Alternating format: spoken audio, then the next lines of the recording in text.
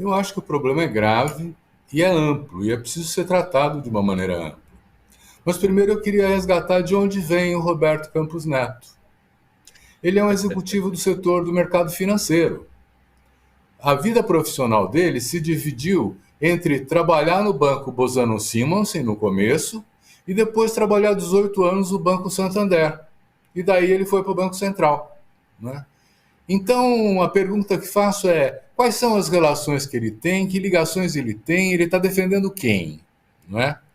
Então, essa é a primeira questão quando se fala dos juros, né? Também tem uma outra questão que eu vou deixar só mencionada, que é a liberação de 65 bilhões de dólares dos nossos fundos de reserva pelo governo Bolsonaro, que injetou essa quantidade enorme de dinheiro na campanha eleitoral dele e na distribuição de benesses para ver se ele ganhava votos, que teve que passar pelo Banco Central, pela anuência do Roberto Campos Neto. E não me parece que esse tenha sido um processo muito legal. Eu acho que é passível de questionamento. Por que que o Banco Central liberou esse dinheiro para fazer campanha eleitoral? Mas deixando de lado isso, vamos pegar a questão da inflação, né? Nós sabemos que o Brasil é um dos países, se não o país mais desigual do planeta. E isso se deve muito a essas taxas de inflação. Eu levantei os dados, olha, nós estamos com 13,75% de juros, 13,75% de juros fixados pelo Banco Central para remunerar a dívida pública brasileira, né? Para dar uma base de relação com toda a economia. Sendo que a nossa inflação, a expectativa é que não ultrapasse 5,4% esse ano. Aí eu fui ver outros países. Na Inglaterra, a inflação está em 10%, 10,5%, é quase o dobro. Mas os juros que eles cobram é 4%, não é 13,75%. Na França, a inflação está em 6,7% e a França cobra 6,2% de juros. No EUA, a inflação está em 6,5% e o Fed cobra 4%, o Federal Reserve, né, o Banco Central, né, cobra 4,75% de juros.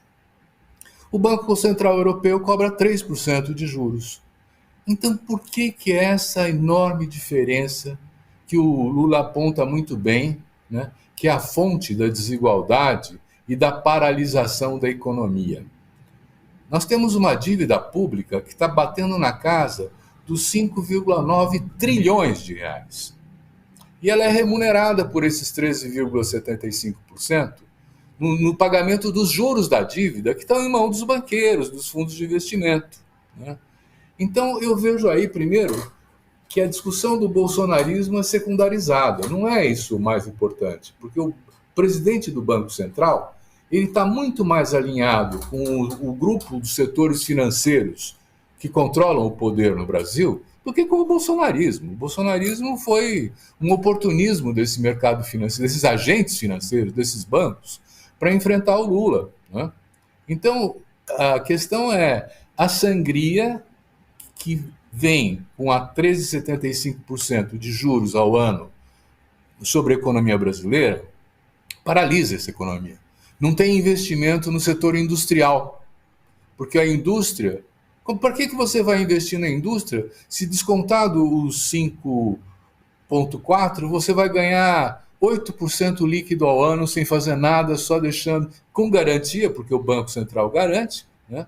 E não faz nada. Então, em vez de ter uma especulação financeira, para poder ter crescimento econômico, para poder ter emprego, para poder dinamizar o setor industrial, reindustrializar o Brasil, para a gente não ficar vendendo só produto primário, né?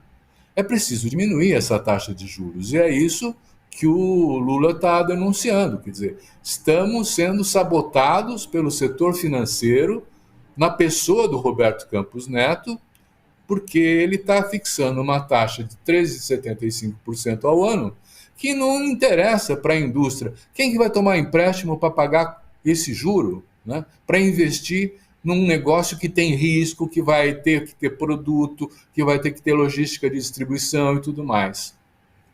Então eu vejo que a questão é mais complexa. Nós não estamos falando se o Roberto Campos Neto é bolsonarista ou não. Isso é secundário. Se ele está no grupo do chat dos ministros, ele também era ministro. Por que não? Né? Quer dizer, então não é por aí. O por aí que a gente tem que entrar e discutir a fundo, né, é o império, o domínio do setor financeiro sobre a economia brasileira, que fica sangrando, que não fica crescendo. O Brasil está cada vez mais descendo no ranking dos PIBs mundiais, né? Agora acho que nós estamos no 12º, 13º lugar de maiores PIBs, quando a gente já chegou no governo Lula a ser a sexta economia, indo para a quinta economia. Por que isso está acontecendo?